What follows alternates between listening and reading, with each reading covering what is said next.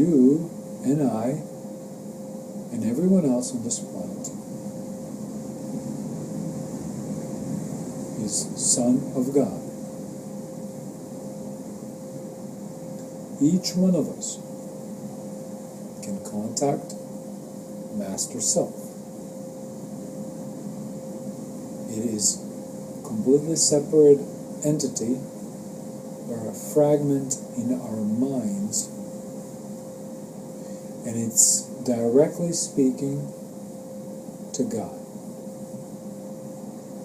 That's why you want to contact it, because it's a direct link to our origin. We are lost. The Son of God is lost. That's why you try to find the Master Self, or you're looking for it in your mind in order to contact God directly through Master Self.